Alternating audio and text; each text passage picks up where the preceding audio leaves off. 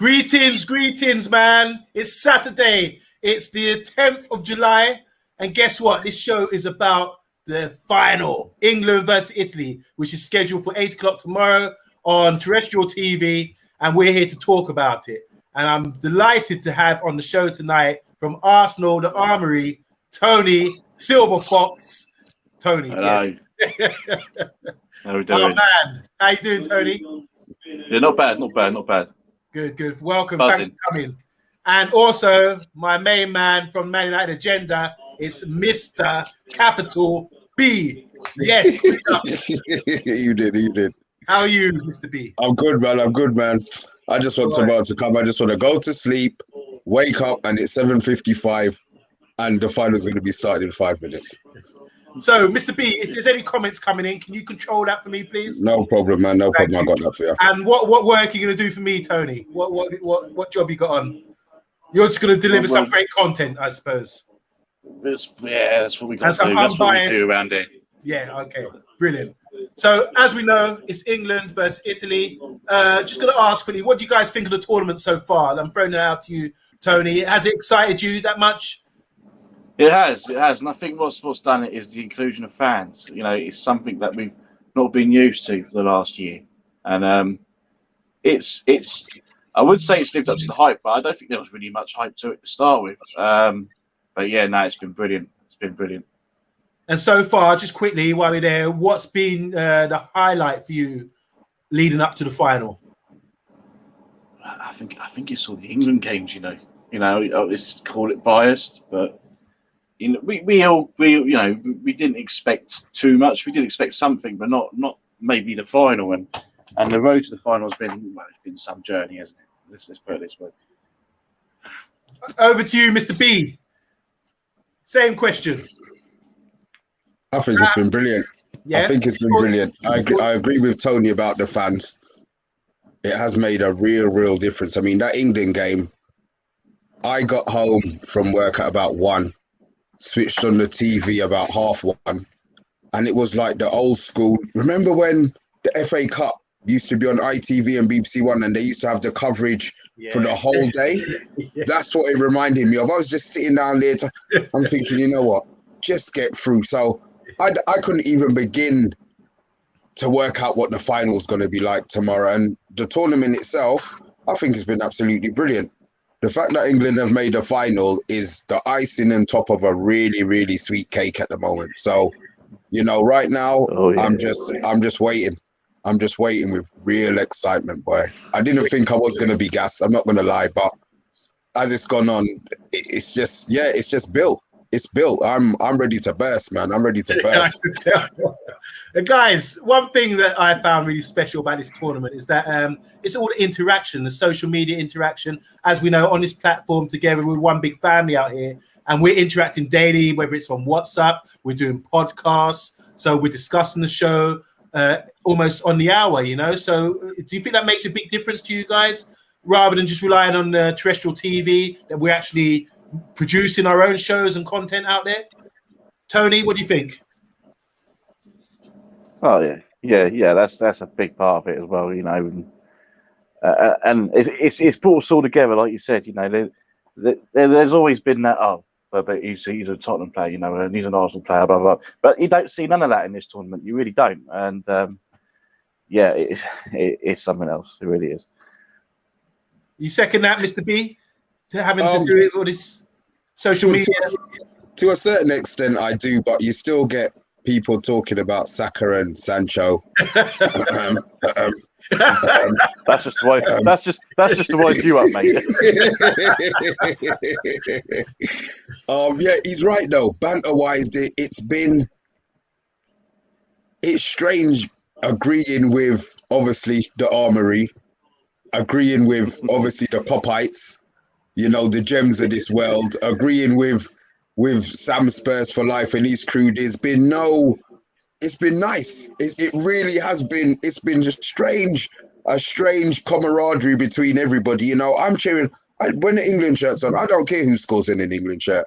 Yeah, I'm not bothered. Saka hit a hat-trick. I'm cheering every single one of those goals. Harry Kane hits a hat-trick. I'm cheering every single one of those goals. So it's nice. It just feels like they say it's brought the country together. It's brought FTB together, and I'm loving it. Great words.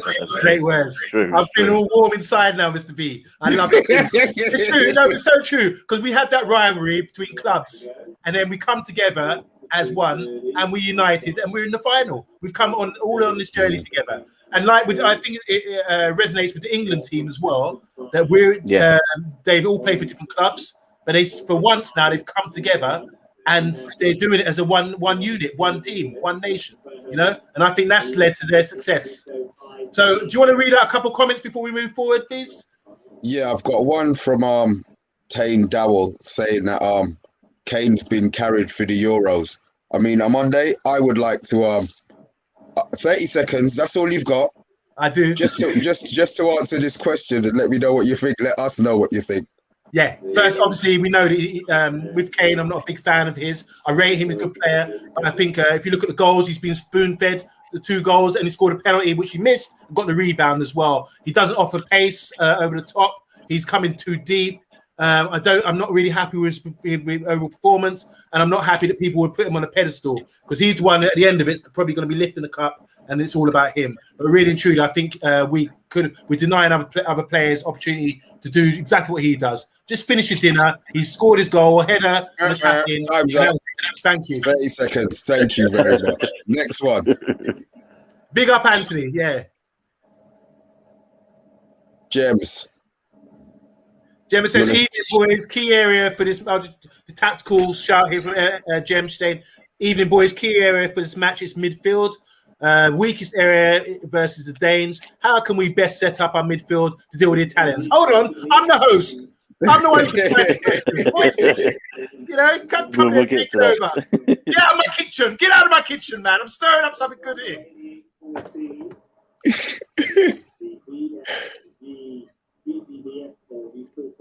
Great content, lads.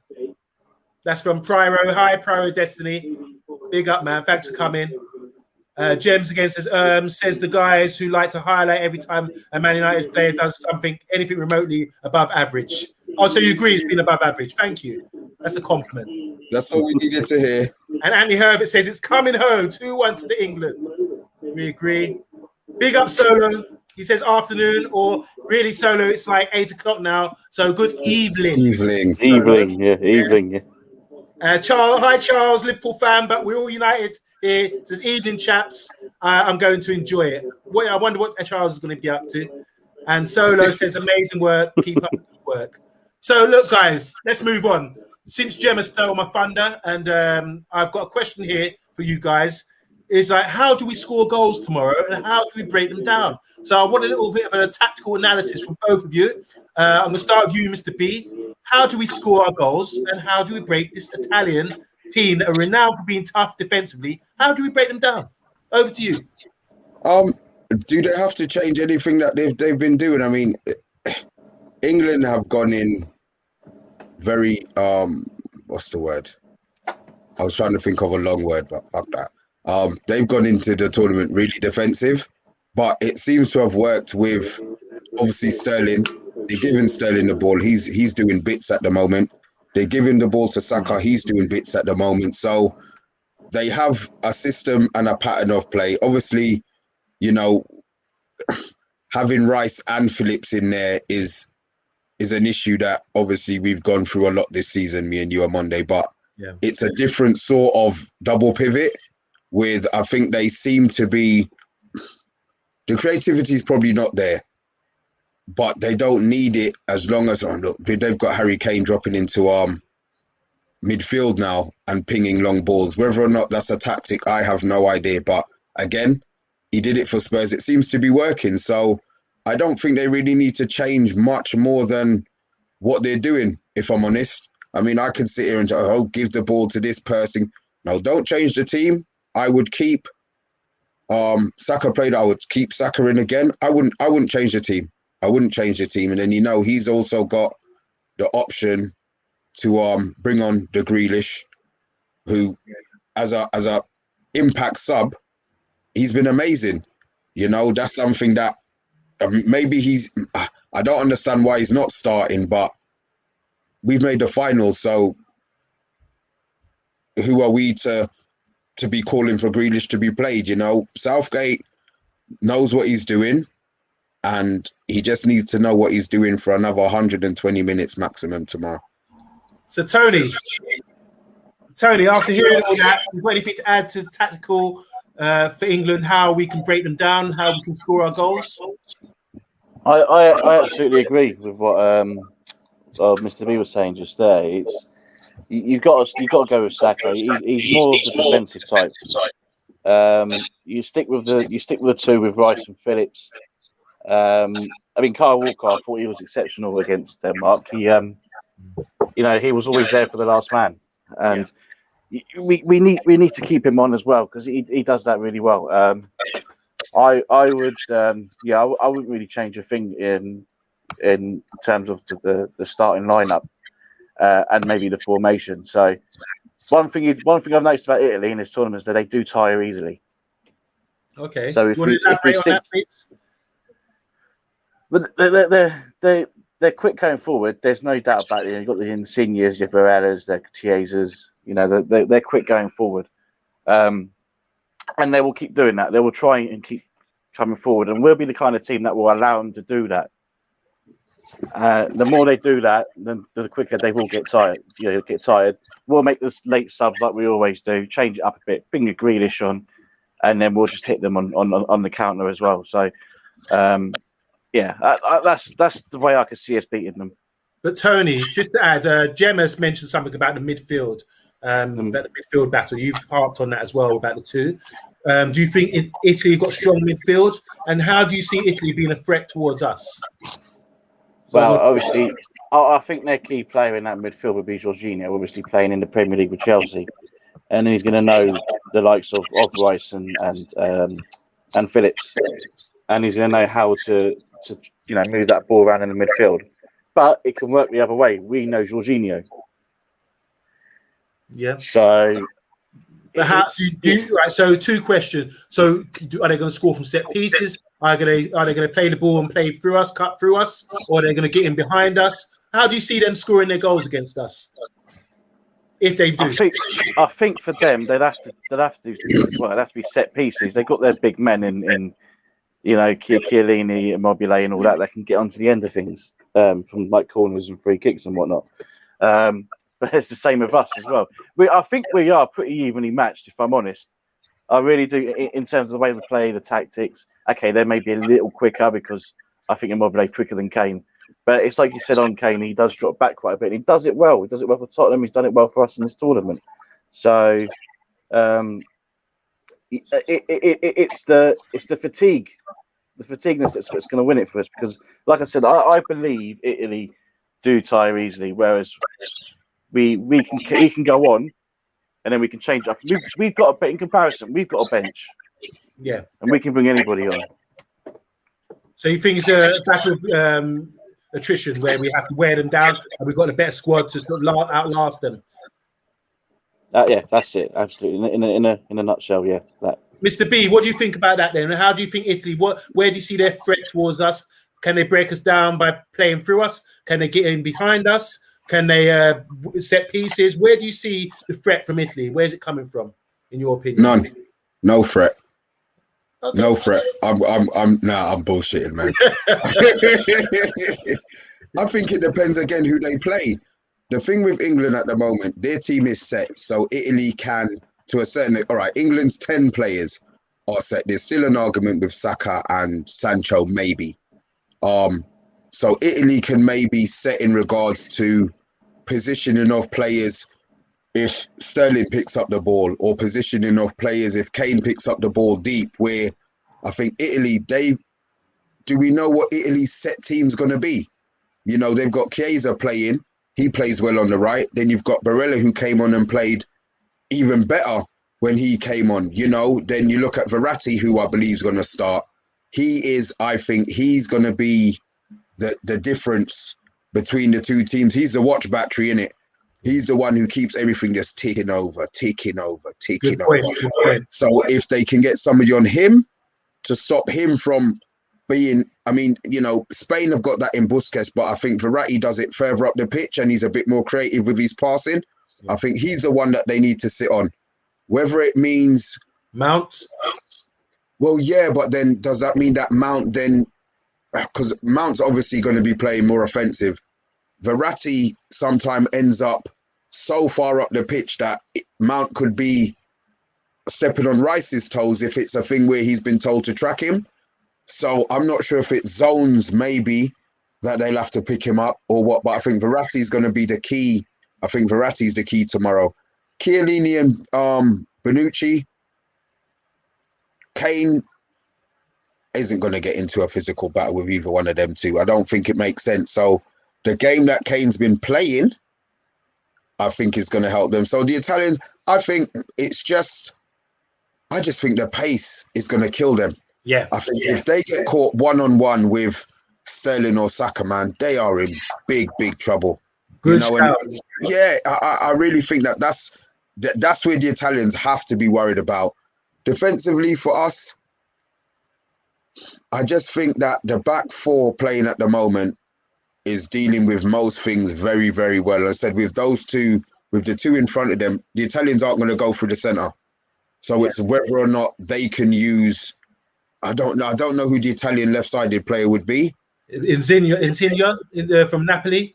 Little short guy, cuts inside his right foot, whips them in. Oh, that's the guy who came in and scored the goal, flicked in and scored the goal with his right foot, the finesse shot into the right-hand side, wasn't it? Yeah. Okay. No, that was Chiesa. Was that Chiesa? That was Chiesa, but Insigne does the same thing. He's plays on the left. No, I think Mr. B's right. Insigne did do that. He did that. That was against, I can't remember who it was now, but yeah, it was definitely Insigne. Was it against Belgium? Quite possibly, yeah. They scored a similar goal when they cut in and swerved it into the, a bit like Armoury, yeah? Yeah. Yeah. Henry, anyway, yeah. All right, there's enough questions coming in, man. Let's go. There's enough people here. Big up everyone chipping in. Let's go. Where did we get to? We got to about here. Okay, so Charles Williams saying, I think England have to score first to win. Can I just add to that? I think, yeah, he's right. With the way Italy play, you saw them against Spain, they shut up shop. If they score first, they would even change players to lock it down, and it's really difficult to score against them. So that's a good shout, Charles. You think, guys? Charles, yeah, I agree with that. Yeah, well, all right, going on. Charles also saying, playing our footy fast-paced, if we allow the Italians to dictate the pace, we will struggle. So he's saying encouraging a hard, fast pace against them. Anthony Herbert, he's saying, I've been telling everyone, if England win, I'm not having sex for the whole year, but I still got to tell the missus this. He said, Andy, we're going to have to do a documentary fly on the wall with you for next season. See how that goes. Charles Williams said, I would start with Grealish rather than Rice for this game, as we need to break them down. You know what? That's risky, I think if he had done that in the tournament, at some stage, I would understand that, but I can't see why you're going to change something for the most important game that that's worked the last 6 games. I just can't see. That wouldn't be something that I would do personally, but yeah. Hi, Stu MC says Chelsea. Chiesa and Insigne are the first twin threat of wing forwards England have faced in the entire competition. But you won't get that from the Mickey Mouse British pundits. So he's trying to say he's highlighting their threat, and he's also saying that he's not hearing much about them. I've seen him here before. I think he's Scottish. Okay, yes. All right, I don't know this person's name. I haven't seen him before. Kids watch Amy. Is that Japanese cartoons? Kids watch. I don't know. We'll pass that anyway. I saw a couple of. Stu says Barella is equally as influential as Jorginho at progressive passing. Bam, bam. England have their work cut out. Yeah, good shout. Grandpa Stevens, how you doing, man? He says, don't underestimate an Italian defence. Seeing size of their noses, that's Cellini you're talking about. He's a liar, that's why. We only have to turn our head sideways, and we're taking down the winger and the wing back. And we've taken down the winger and the wing back. So that's a tough one. Stu MC against Scotland had 3 clear-cut shots at goal. Italy are light years ahead of Gilmore, McGregor, and McGinn. Phillips and Rice were woeful against the football midfield. Confirmed. See, there you go. Kick and rush football might be England's best method. This is from Stu MC, which goes along with Charles said about we need to get back to a half fast pace. RCBN Chelsea, my man, how you doing? Says hi guys, we're all right. That's the last one for now. Okay, great comments, guys. Yeah, what do you think about that? So he's highlighted the midfield again of Italy, and I agree. I think against Spain, maybe they couldn't really dominate, and they played a more tactical game. But I think they've got more ballers in there. We've got Rice and Phillips, and they've got the names you had: Jorginho. They got Barella. They got the guy from PSG. Right. All three of these guys are ball retention, progressive passing, good players. So is that their main threat, really, guys? Because I don't see them get behind us with the pace or anything. I think we deal with that. It's going to be the midfield battle, isn't it? Yeah. So can I push out, do you think, Tony, do you think Mount should have a starting position behind the play or he doesn't want to be ahead of the play? I would start Mount just because he's that number 8, isn't he? He's box to box. He can tackle. He's not a bad tackler. And it helps out Rice and Phillips, and he can carry the ball forward. So you would have to start Mount. Grealish can't do that. Foden might not be playing because he's got a foot injury. So you'd have to side with Mount on this one. So what I'm saying is, rather than Mount be ahead of the play, he should maybe position himself in front of them so they have to play through him rather than being tackling. Just have an extra number there. Do you think the same, Mr. B? Yeah, I think so. But then I'm going to assume that if he does drop off, Kane's going to be right beside him. So it's going to be on Sterling and Saka to be maybe the spearhead, if you see what I mean, as in, like an arrow tip where they started wide and then they end up doing this, or one of them ends up doing that. So, I think it will be that. The thing is, if Mount, I don't want to go too defensive, but because of the subs that England have, he could afford to be in the game in 60 minutes. Yeah. And then that whatever's coming on is going to be a madness because they've been sitting down there watching it. So, yeah, you know what? The Mount behind would probably be a good idea. It's just the instruction that the team has.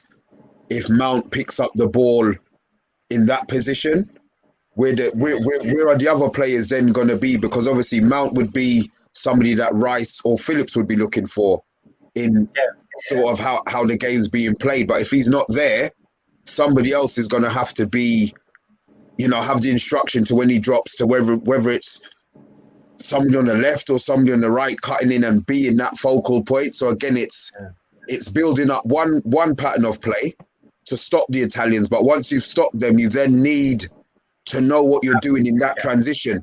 Totally agree, Mr. B. That's a really good point. I think there's two phases here: when we have got the ball and when we haven't got the ball. So I think when we haven't got the ball, I think you need to have a starting position where they're not ahead. You're not ahead of the play, for example. That's where I think Mount could be crucial in it because he's got the legs. Just sit ahead, not ahead of them, in front of them, so they have to play through us more and close the gaps up. Because I found.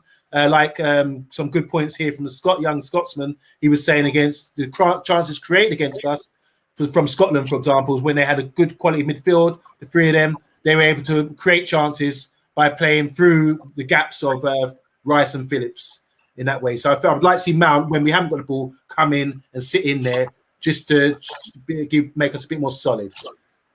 So just quickly going on, there's a few more questions coming in again. Other thing I wanted to ask you is what are the weak links for Italy and weak links for England, please? Let's go. If you're coaching either side, what are the weak links? What are you looking at, Tony?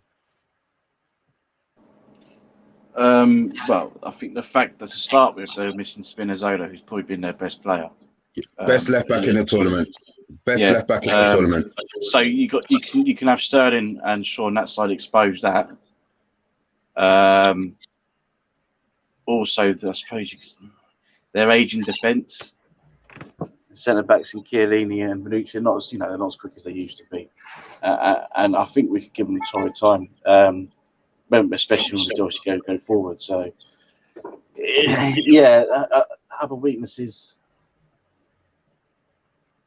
I think you mentioned about fatigue as well, didn't you? About the Italian weakness. Yeah.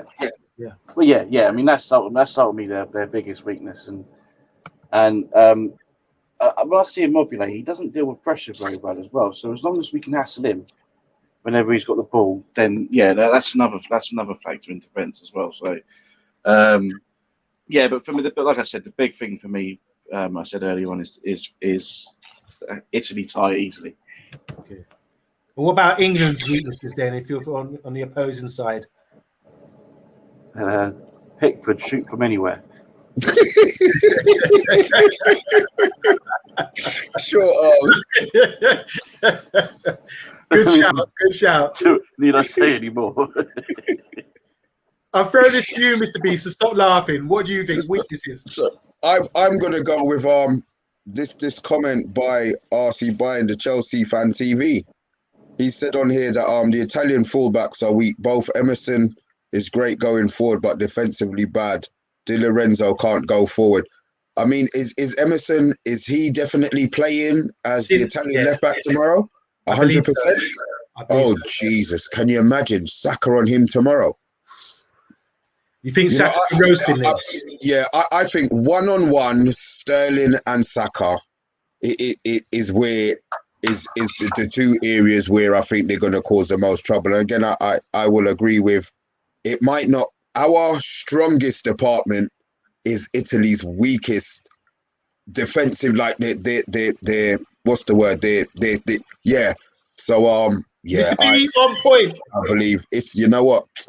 I'm gonna thank Uncle Ray and nephew, man. He's giving me some lyrics today, boy. On point. Oh yeah. What you just said, we're gonna have to capture that, and after the game tomorrow, it will look evident. Trust me. What you just said, I totally agree with you. England looks stronger. What's this one? England looks stronger overall, but the lack of. I'm going to ask. I'm going to put this question actually to, Mr. RC Bayern. As much as they lack the creativity in midfield, do you feel that there's a player in the England squad who could have done the job that either of them did, but has got the passing capabilities as well? That's a question. Sorry for you guys, and obviously, the viewing public, if there's anybody watching, just a question, if there's anybody in the England squad who could have done both the defensive role that either of them done, but has got the passing as well and the discipline. I think Bellingham, even though he hasn't had an opportunity, he hasn't had an opportunity to show that. I think he has got that in his locker. And I think Henderson as well, when he's come on, which I expect to come on tomorrow, is being dynamic and really trying to probe and get forward and full of energy. I agree. I absolutely agree with that. So moving on. Any more questions? But I'm just going to say now, I just want a prediction, guys, because we're going to wind it down. It's only a short show. Thanks for coming on, and thanks for all this buzz of activity in the comments. But I just want like a prediction, and just tell me where you're going to be and why. How do you want to savor the moment? Because this is bigger than we actually expected pre-tournament, And I just want to say as well to the FTB who've been following the tournament every single day. We've been delivering a lot of content around the Euros. I just want to thank you guys as well for giving the public and myself a lot of insight into the game, into the teams, everything else. So it's been a wonderful experience for me and everyone else as part of the family as well. So guys, predictions and where you're going to be. And I know Mr. B's he's telling me something pre-show. So Tony, kick us off. Predictions, please, and where you're going to be and how you're going to savor this moment. Well, I'll be watching it at home with my boy. He's 30, mate, 7 years old. Yes. He's been so excited about it. So I'm going to watch it with him. Predictions, right? Okay. I think we will concede. I do think we will concede. Don't ask, I'm going 2-1. Don't ask me when and how. Well, when the goals are going to be scored. But I'm going 2-1, and I'm going for a double Harry here. Believe it or not, me of all people, I'm going for Harry Kane to get the first one for England, and Harry Maguire is going to score the winner. Wow. I'll This is pass coming out. from me. I'll pass out. I swear to God. Forget. I swear. And I feel foolish for saying this in front of you two, but that's just how I feel. No, it's all good. It's all good. You got to hold on. You got to hold in to what you believe in, you know? Yeah, I see what you've done there. You're very clever, Omondi. I don't expect nothing less from you, mate. I really don't. But yeah. So you'll be at home with your young one, and he won't forget that being with Daddy, watching that an epic game like that. Good big That's up, what Dad. it's about. It's about memories, isn't it? That's it. Totally. Mr. B, over to you. I'm gonna be at my football clubhouse from 5:30. I'm gonna have my spot. I'm gonna have my alcohol. I'm gonna have my recreational sweets. And I am not going to move apart from if I have to go to the toilet. And if I can suck it back until the game is finished, I will do that. I have no intention of thinking about work, going to work. If I turn up, I turn up. Win, lose or draw. It's going to be a mess tomorrow because think about it. You've got to have the pre-little one. Yeah. You know, you don't want to drink too much because you don't want to miss the game and you want to remember the game. But afterwards, you're either drowning in your sorrows or you're celebrating like an absolute loony. So Monday at the moment is going to be a write-off. I accept that I'm going to lose a day's pay and I don't care. Score prediction. I really, you know what? I want a 3-1. I want an easy 3-1 in 90 minutes where there's going to be no heartache, no pressure, but it's England, man. And I can't do penalties. I swear to God, if it goes to penalties, I'm done. But extra time, I think I can just about take. Penalties, it'll be an I'm getting goose pimples talk about penalties. It'll be an unbearable mess for me. So I want, in my heart of hearts, I want 2-0 in the first half. So that we can relax. But I think the game's gone. You know what? I'm going to go 3-2 England. 3-2 England extra time. That sounds like a great game. 3-2 England after extra time. Can I ask you guys, when you're watching the football, are you usually quite vocal? Are you shouting at the screen? Like the other day, were you shouting penalty when Kane went down? Were you outraged? What's your emotions like? Tony? I mean, when I'm on my own, I'm a nutter. If I'm without the boy, I'm a nutter. But when I'm with the boy, I've got to try and be careful. But he's probably worse than me, to be fair. I wonder where you get that from. Tony. Yeah, well. And Mr. B, you vocal? Do you shouting and screaming at the screen and doing a running commentary? Yeah, my eyes are bad, so if I'm far from the screen, then I don't say anything because I don't know who's the player is who's got the ball. But if I'm close enough to see the screen, then I will have a little moan. I try not to be too, as I said, like Tony, my son's 8, and there's certain times where I see him celebrate a goal and I'm thinking, oh shit. Yeah. So tomorrow I can't be with him. I can't be with him. Yeah, he'll be with his mum watching the game, and I will be far away cussing the life out of myself. So I'm guys, I just want to this opportunity. We've come a long way at FTB Sports. We've now delivering the Man United agenda, which is all about Manchester United. We've got the Armoury, which is run by Tony SilvaFox here, which is they had the debut a fortnight ago, and we're going into the new season next season. We also got Paxton Road, which, if you haven't seen it, is probably the best Spurs channel out there right now, and they're delivering content which is unbelievable. Few times a week. It's called Paxton Road with an X. Go and check that out. They've also got a Liverpool channel. I don't know what they're called, but they've been a bit quiet lately, judging by their season. But hopefully next season with Alvin,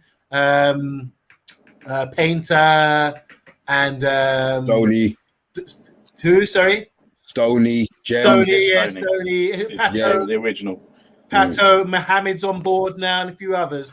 we're delivering and we represent all the big clubs here. So tune in and tell your friends about FTB Sports. And even if you don't support us, they're like Man United or Tottenham or Arsenal, whatever, just tune in because there's a lot of laughter, a lot of jokes. And we need the support. We need the support, and we love the support. We're doing this out off our own backs, and it's all authentic, and we love what we do here. So thanks for the comments. Yeah, thanks for all the comments, guys. And don't forget to support us next year as we go in as champions of Europe, England. Think about the buzz, and we start the Premiership season. Look at Mr. B. His chest is swelling up. So, so on that note, we're going to wrap up. Any more questions there? Any more statements? Just this last one. Hang on. Did Omondi give us a prediction? All right. Ooh. I'm hosting, so I don't want to be giving too much of my opinion. But yeah, I'm asking you. All right, I've been consistently saying it's going to be 1-0. As Mr. B knows, I like a 1-0 result, which means shows, especially I want to do an Italian job on the Italians. And if you know, I can't do Michael Caine voice. I wish I could, but I want to do it. I'm not going to try it. I'll embarrass myself. But I want to do an Italian job on the Italians, which means we score early, go 1-0 up, and see the game out, manage it. And stop. I know it's going to give Mr. B a heart attack, but that's the kind of game I want to see us do. That would be more impressive to me. Because I believe in what we've got in the defence there. I think we've been outstanding. I'm not just picking out Harry Maguire. But I think he has been immense as a rock for England, and he represents everything that is English about an English defender. You think of Terry Butcher, you think of Rio Ferdinand bringing the ball out, you think of Bobby Moore making tackles, Sol Campbell scoring goals. He's got it all. So I think he represents a lot for me.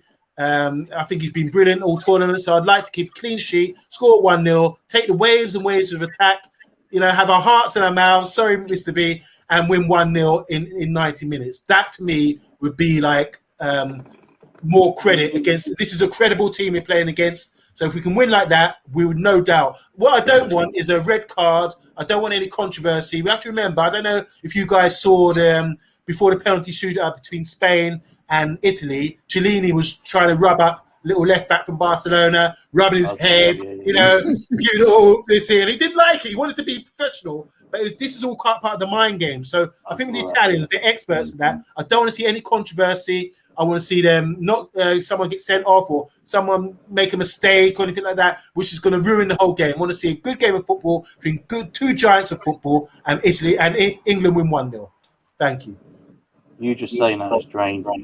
emotionally drained. So I think you're right off Tuesday as well, Mr. B. I'm going to ask you a question. If that game goes according to a Monday, we're done, don't you? Our night is finished. Our nerves will be in bits. On Monday, how can a 1-0 close game be better than a 4-0? I would take a 4-0 every day. You in these close tactical games, we don't need that stress, bro. Two early goals, bang bang. See out the first half. 2 early goals in the second half, bang bang. Come 60 minutes, everybody's happy, everybody's dancing, we're already celebrating. We don't need the 1-0s, man. Yeah, it's too painful, man. Too painful. But sorry. Well, yeah, we'll take a 4-0, 50-1. Go on then. 50-1. Okay, that's straight from the bookie's mouth. You heard it here first. Ladies and gentlemen. Straight from the SilvaFox's mouth. Tony, didn't you get something right the other day? You won some money, didn't you? Not to tell the world, but yeah, I'm telling the world. You won. Your prediction have been pretty spot on. You've won a bit of money throughout the tournament. I'm not promoting betting, by the way, but yeah, he's predicting well. Yeah. Well, kind of. Don't be modest. All right. On that note, I just want to say, like and subscribe this show and the channel if you haven't done already. Like I said, tell your friends and hopefully enjoy the game tomorrow, everybody, and be safe. Don't get too aggressive. Don't get too emotional. Just savor it because it's really special times. And on that note, thank you to my. Sorry, do you want to say something, Tony? No, I was just going to say maybe we should sign off for a little sing song. What do you reckon? Should I start it off? It's coming home. It's coming home. It's coming. Football's coming home. It's coming. You know the waddle dance. The waddle dance. It's coming home. It's coming home. It's coming. Football's coming home. Be there or be square.